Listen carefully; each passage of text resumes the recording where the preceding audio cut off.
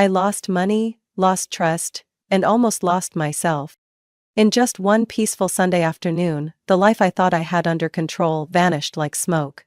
The man I'd loved for nearly a decade looked me straight in the eyes and said, "We all agreed you didn't need that money."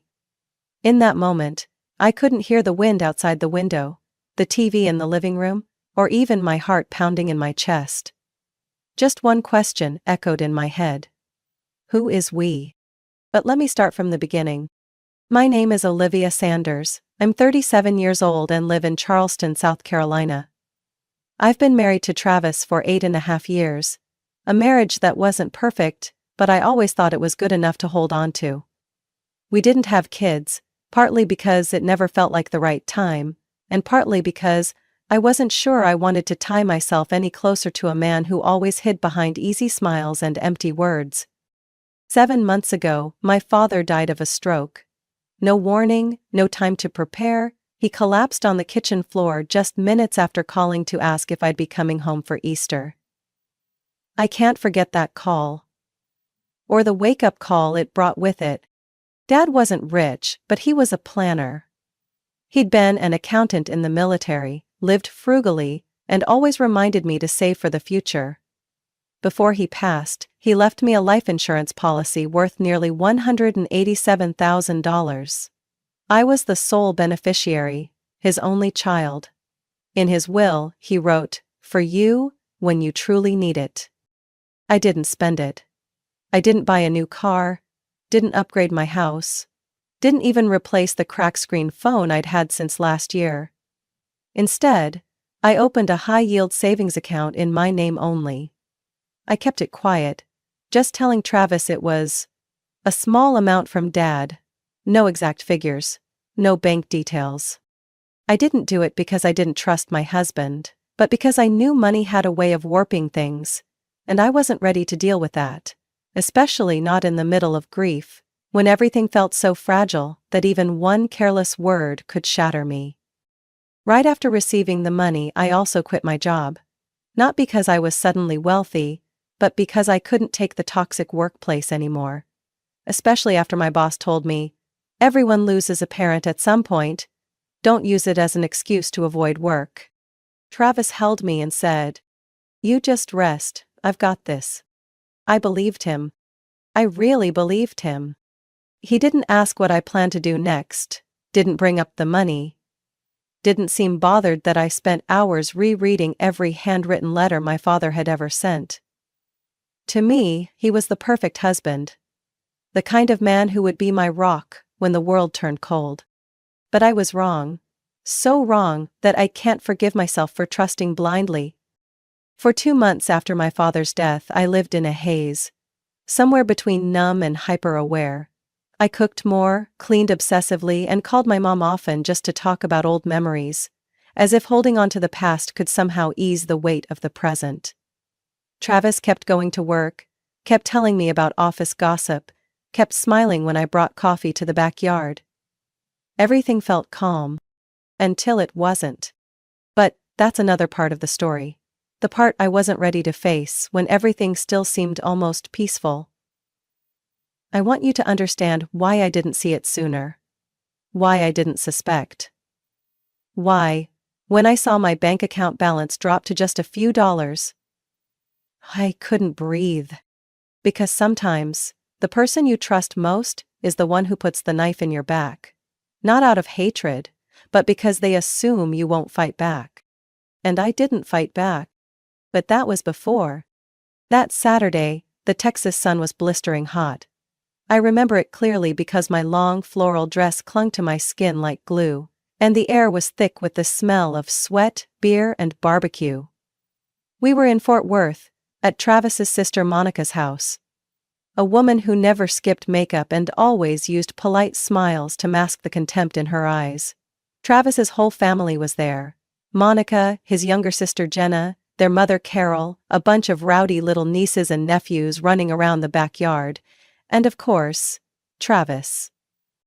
I thought it was just a casual family gathering, grilled meat, small talk, country music from an old Bluetooth speaker. But no. That afternoon, I felt like I'd stumbled into a twisted version of Shark Tank, only I hadn't volunteered, and they weren't looking to invest. They were after money. I was sitting on a wooden chair by the fence, holding a glass of iced tea, beading with condensation, eyes following a couple teaching their kid how to play catch. Everything seemed normal, until Carol spoke. "Olivia," she said, "I heard from Travis that your father left you a pretty sizable amount, didn't he?" I turned to look at her. Her voice was gentle, but her eyes were sharp as blades. I didn't answer right away. I gave a polite smile, nodded slightly. "Yes, he left a bit," I said, trying to sound calm. Jenna burst out laughing. "A bit? Girl, Travis said it was close to 200 grand. For most people, that's a fortune." I gripped my glass of iced tea so hard I nearly cracked it. My heart pounded. Travis told them? I never gave him the exact number, just called it a small savings. How did they know? I tried to stay calm. "Whatever the amount is, it's the inheritance my father left me. I'm just trying to use it wisely." Monica chimed in, setting her plate of ribs down on the wooden table. "Then why not invest it in something useful? We talked with Travis last week. If we had a bit more capital, we could open a self-service laundromat near West High. That area's growing." I looked at Travis. He avoided my gaze and scratched his head. "You talk to them about my money?" I asked, my voice low but sharp as a blade. "It was just an idea," he said awkwardly. "It's not like you're using it right now." Carol jumped in immediately. "What I mean is, you're not working, you don't have any financial burdens, and meanwhile the family is trying to build something. I just think, if you shared a little, we could all move forward together." I let out a short, dry laugh. "Share a little? You're talking about my father's inheritance. The man you never even met, the man I've lost forever. And now you're calling this moving forward together?" Jenna raised an eyebrow. "No need to get all worked up. You're sitting on a pile of money you're not using, and we're actually trying to build something for the future." I set the glass down on the table. My hands had started to tremble. I didn't want to make a scene. Didn't want to argue in front of the kids playing nearby. Didn't want to be the crazy daughter-in-law in their eyes. But every cell in my body was screaming, "This is a trap." "I'll think about it," I said, keeping my voice steady, then stood up. "Anyone need help cleaning up?" No one answered. They just stared at me. As if I'd just refused to give them a gift they'd long assumed was already theirs. That night, back home, I stood in the shower for what felt like forever. The water running over me but doing nothing to wash away the numbness. I didn't cry. I didn't scream. I just felt something cold spreading through my chest. I understood.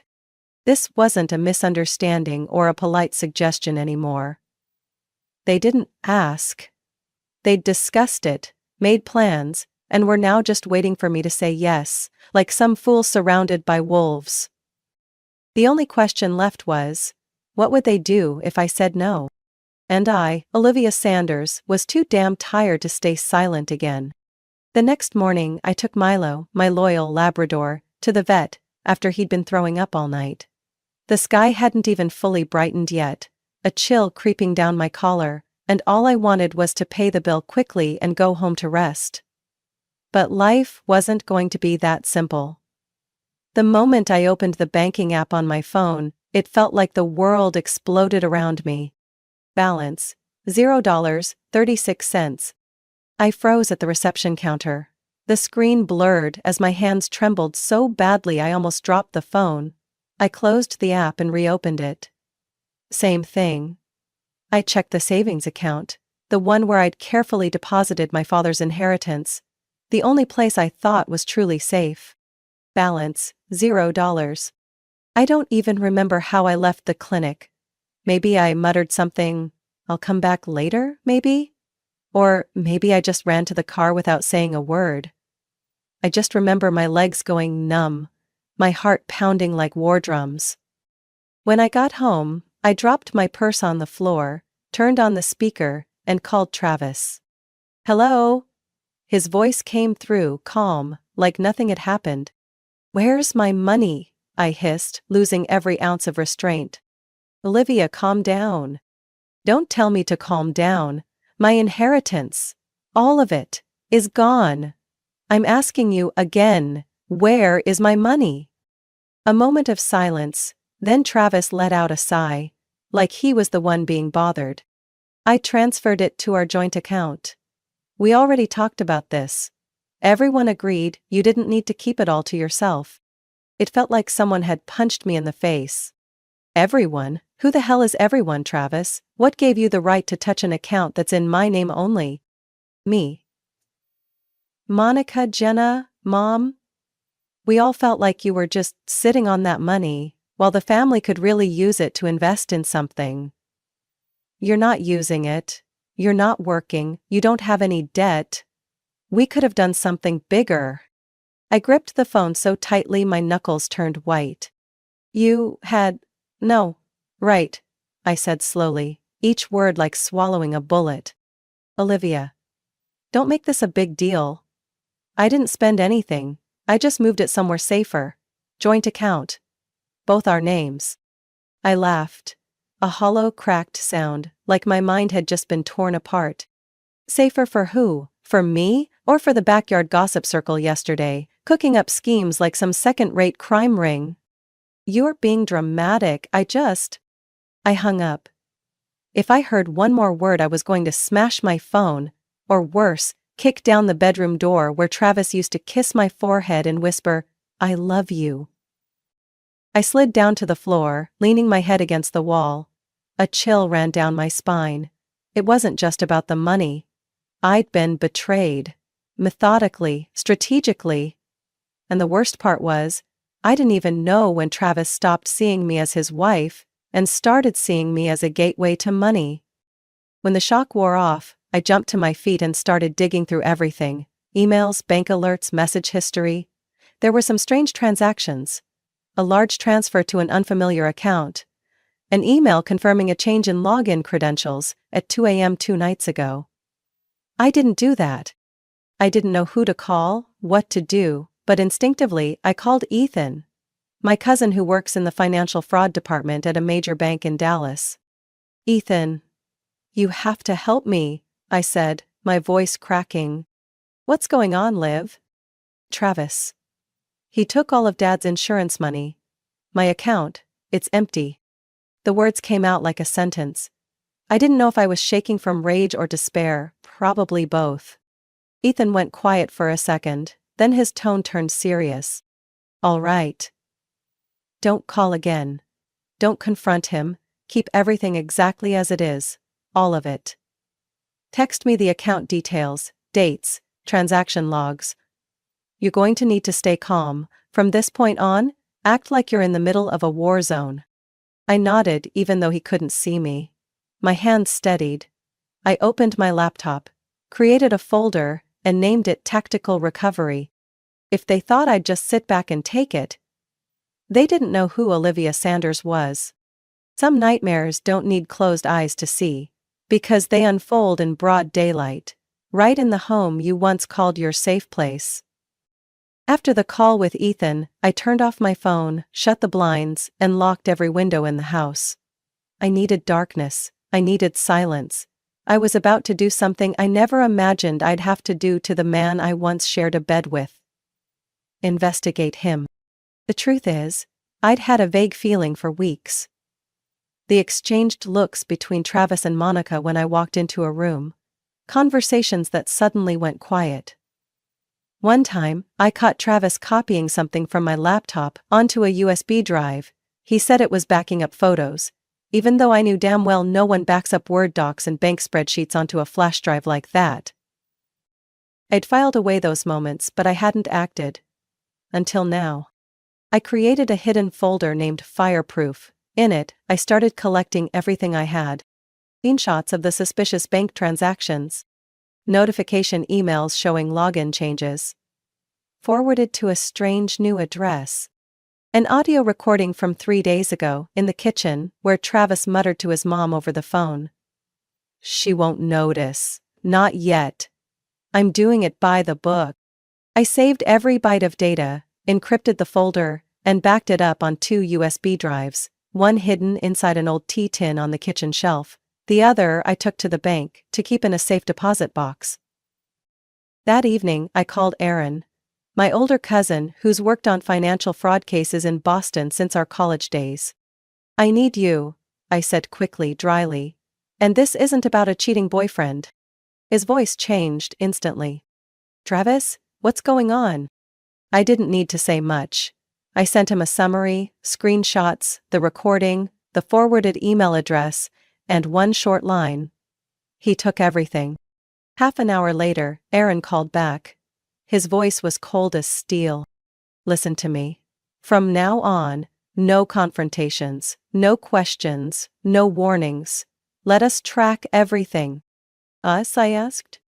"Loop in a few people from my old internal investigations team. You just live like nothing's happened, gather everything you notice. Especially anything involving his mother, and those 2 sisters of his." And just like that, for the next 3 weeks, I played the part of a slightly distracted, slightly gloomy wife, something no one questioned during the mourning period after my father's death. But in truth, I was quietly recording every move, every glance, every scrap of paper. I placed a tiny recorder under the sofa and another one in Travis's home office, the room he always shut tight at night. Each morning I listened to the recordings. Shady calls, half-finished conversations, unfamiliar names repeated again and again. "Send that amount to the Shell account. Meeting with Jenna tonight, plan stays the same. As long as Olivia doesn't say anything, everything will go smoothly." I took notes, encrypted files, and sent everything to Aaron through a secure channel. One night, he messaged back. "They're building a whole system? Your money is being funneled into a shell company called Elm Tree Solutions, under Monica's name." Aaron sent me a financial map, bank transfers, suspicious Venmo transactions, even a $4,700 business consulting fee to Jenna. Piece by piece, the puzzle came together, and I finally saw the full picture. This wasn't just a husband's betrayal. This was a family operation, with roles assigned, strategies in place. And I, the daughter mourning her father, recently unemployed, emotionally vulnerable, was the perfect target. I used to think I was naive. But no. I had just never imagined they could be this ruthless. That evening, Travis came home looking cheerful, sat at the dinner table like nothing was wrong. "You feeling better?" he asked, scooping more rice. I looked at him, nodded slightly, smiled. "I'm okay." Then I asked, "I saw an email today about a transfer from my savings account. Do you know anything about that?" Travis didn't blink. "Oh, I was just testing the system, don't worry, everything's still safe." I nodded, pushing the bowl toward him. "Careful, it might get cold."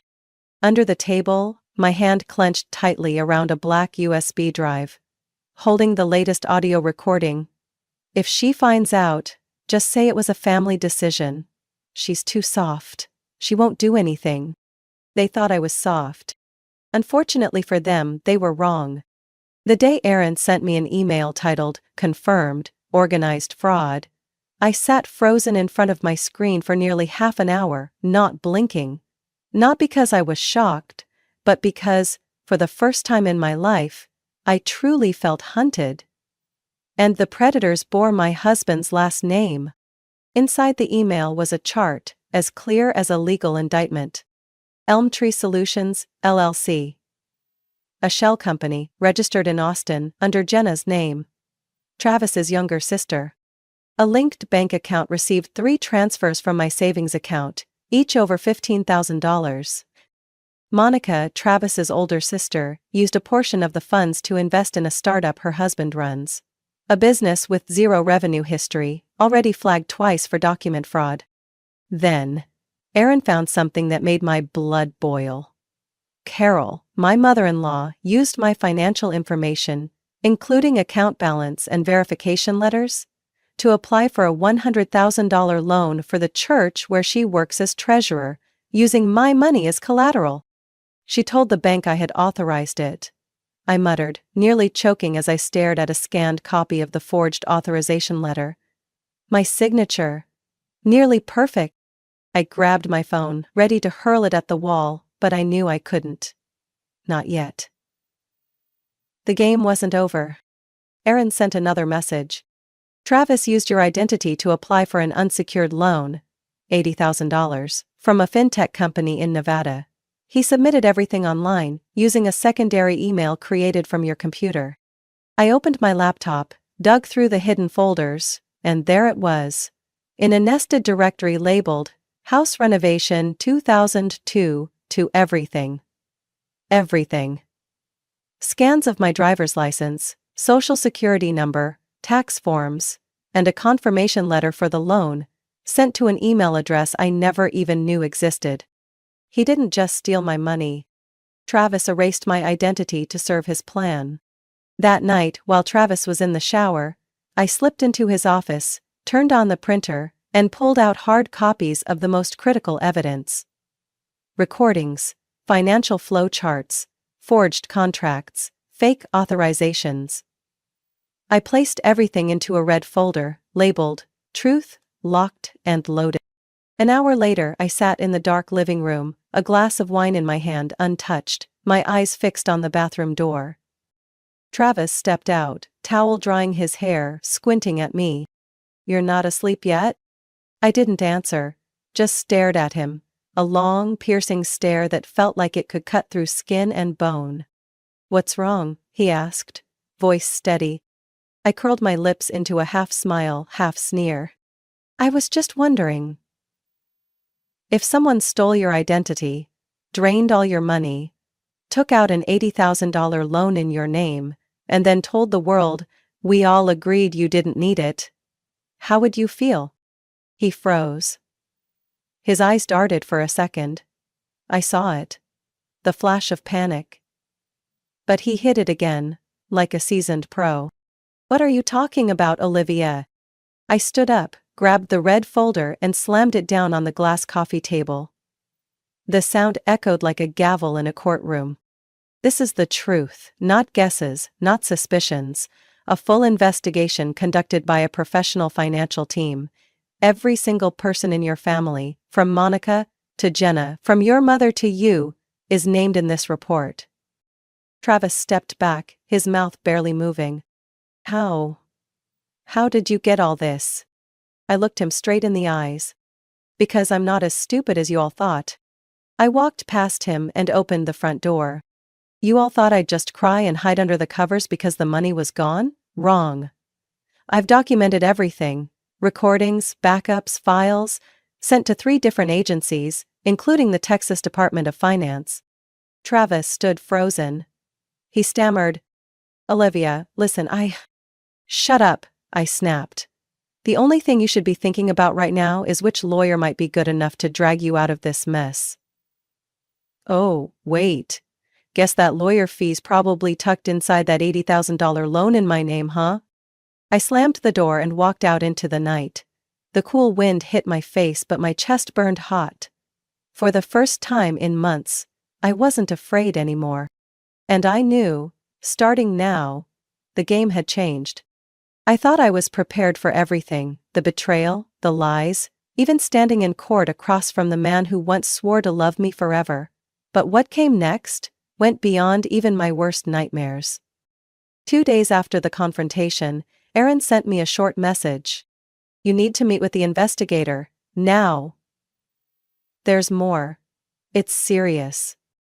I drove to his office in Dallas, where a team of analysts was glued to screens, printing reports, fielding calls. They greeted me with somber eyes, no small talk. A man in a white dress shirt with a badge reading, Henson, Financial Crimes Division, motioned for me to sit.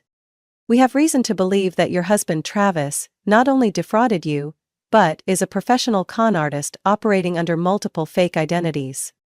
I didn't react. I thought I was ready. Or at least, I believed I was.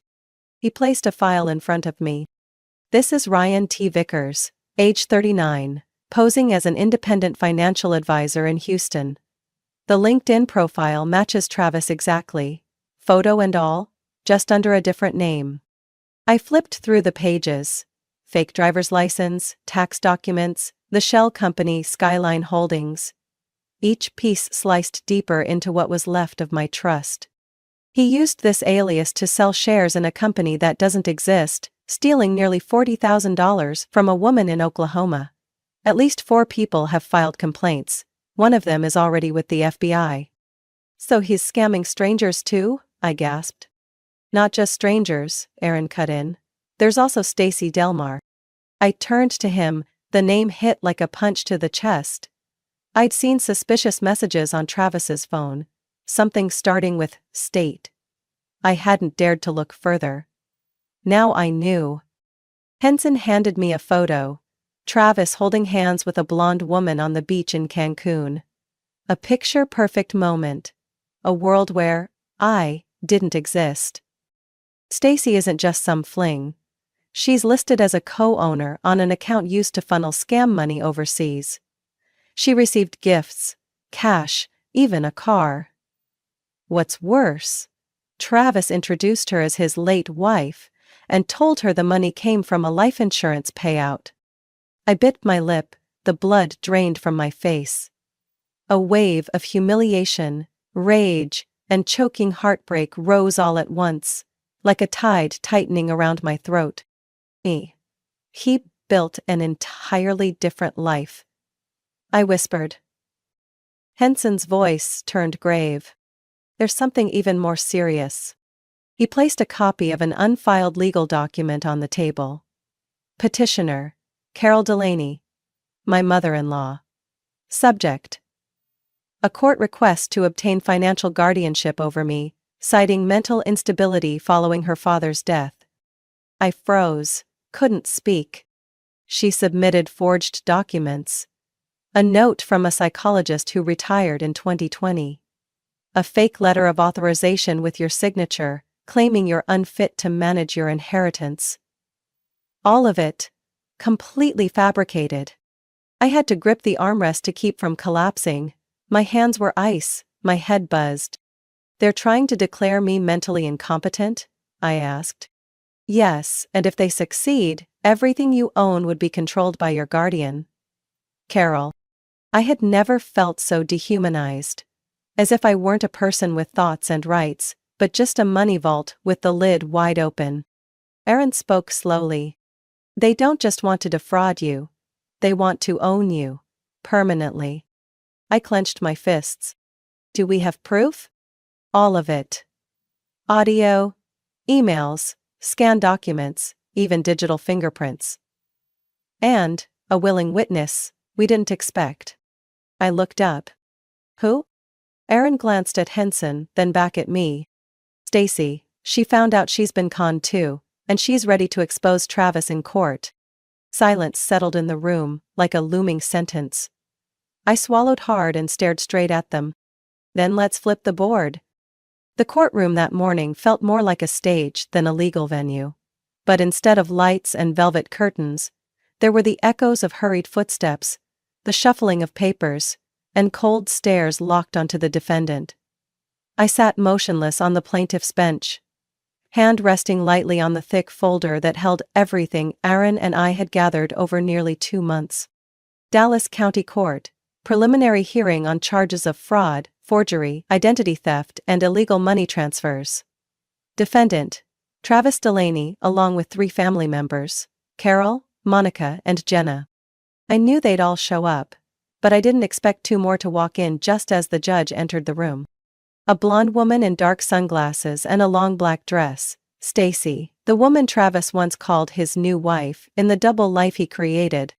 And the other, more surprising, was Jenna, Travis's sister.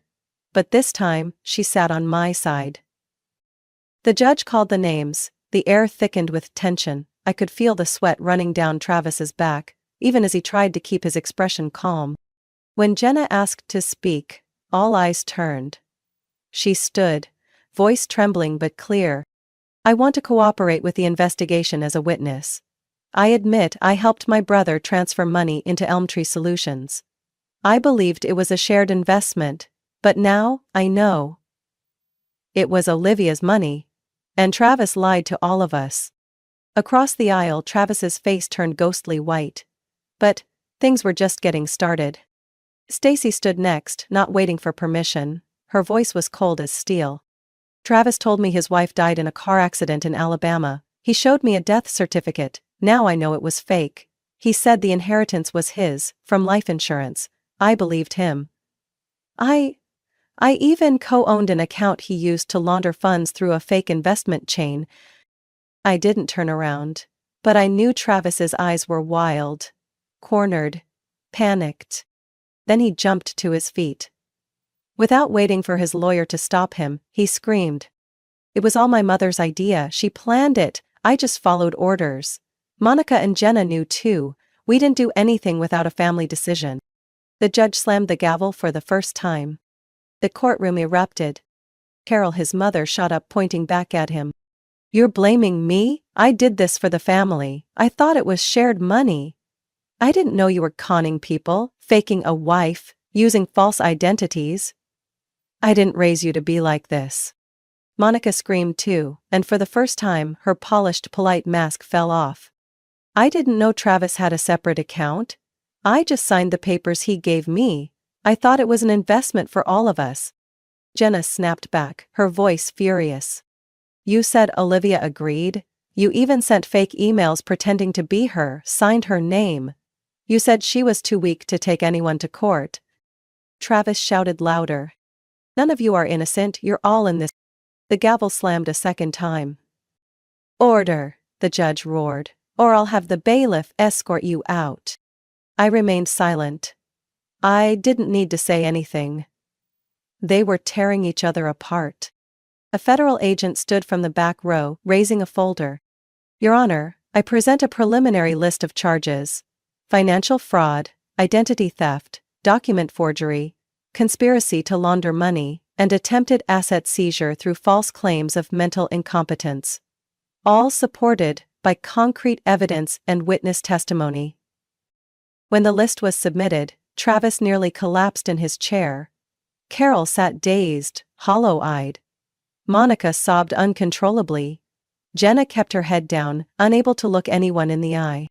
As Stacy walked past me, she whispered, I'm sorry, I was a victim too. I nodded. I didn't need to hate a woman who'd also been manipulated by him. The hearing was adjourned to prepare for formal prosecution within 6 weeks, but all the cards were on the table now, and they had no way out.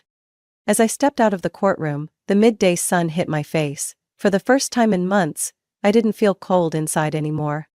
I didn't win out of revenge. I won because I stood up when they expected me to stay silent. 6 months after the hearing, I stood in front of my old house in Charleston, holding the keys, staring at the wooden door I once believed was my safe haven in the storms of life. Now, it was just an empty shell. A house filled with lies, manipulation, and pain. I locked the door one last time and handed the keys to the real estate agent. The house had sold just 3 weeks after being listed. The buyers were a newlywed couple. I smiled as I watched them walk hand in hand through the front yard. They didn't yet know what it meant to lose everything, and I hoped they never would. Travis pled guilty. He had no choice. With overwhelming evidence, recordings, wire transfers, false identities, testimony from Stacy and Jenna, he signed a plea deal to reduce his sentence. 18 years in prison, no parole for the first 9. When the verdict was read, he said nothing. No crying, no begging, just lowered his head, eyes empty, as if he knew it was all over. Carol, his mother, insisted she knew nothing about the fake identities or outside scams, but she couldn't deny the fake authorization with her signature, her digital fingerprint, or the email to the bank referencing Olivia's unstable mental condition. She was charged with 3 felonies: document forgery, attempted asset seizure, and providing false information. Her defense attorney whispered they'd try for leniency due to her age, but the judge simply shook his head. The evidence was too strong. There was no room to spin it. Jenna, despite participating in the money transfers, cooperated fully, turned over documents, testified, and exposed the fake investment scheme. She received a suspended sentence with 3 years of supervised probation. Monica Travis's sister, wasn't criminally charged due to her limited role, but she was fined for receiving funds from fraudulent accounts. Her lawyer tried to shift all blame onto Travis, and while he wasn't wrong, my relationship with her officially ended. Forever. After the final court session, Jenna met me outside on the courthouse lawn. She handed me an envelope. "This is the portion of the money I was roped into signing off on. I know I can't make it right, but I don't want to keep anything from that mess." I nodded and took it, not because I forgave her, but because I knew dignity is sometimes the most painful lesson people have to learn, through losing everything. I moved to Asheville, North Carolina, a small town nestled in green hills where the mornings are foggy and quiet, and the nights are so still I can hear my own heartbeat. I rented a third-floor apartment in a renovated historic building. Not big, not fancy, but it's mine. No liars have keys. No eyes are watching. No more justifications that it's for the family so you must sacrifice. I take morning walks with Milo, the dog who's stayed loyally by my side from the beginning. I've started freelancing for a content design company, spending my days reading books, brewing coffee, and learning to paint. Things I once pushed aside for the sake of family life. I no longer have contact with anyone named Delaney, and no one has tried to reach out, maybe because they know I'm not the same easy target I used to be. They know messing with me again would be their end. One afternoon while folding laundry in the living room, I got a delivery notification. I opened the package. A card from Stacy. "Thank you for not making me feel small. I didn't realize how deeply I'd been deceived until I saw the look in your eyes in that courtroom. I hope you find the peace I'm still trying to rebuild from scratch. Stacy." I closed the card and placed it on the bookshelf. A small piece of the past. Not something I run from, but not something I cling to either. That night, I stood by the window, watching the streetlights reflect off the glass. My heart no longer felt heavy, it had healed. Not because of forgiveness, but because I chose to rise. I chose me. People often say, blood is forever, but I don't believe that anymore. Because I've learned. The blood of choice runs deeper than the water of kinship. And now, I choose the people who stay. Not for gain, not out of obligation, but because they truly want me in their life, not what I can give them. My story doesn't end with applause or a happy tune. But it ends with the one thing that matters most. Freedom. Olivia's story is a powerful reminder that the cruelest betrayals sometimes come from those we trust the most. When kindness is mistaken for weakness, and family ties become a cover for greed, we're forced to make a choice. Stay silent, or stand up for ourselves. Olivia chose to flip the script. She didn't just reclaim justice, she found something even more valuable than any inheritance. Freedom, dignity, and relationships truly worth keeping. What do you think about Olivia's story and the choices she made? Would you have done things differently? Share your thoughts in the comments. And don't forget to follow the channel for more heartfelt family stories.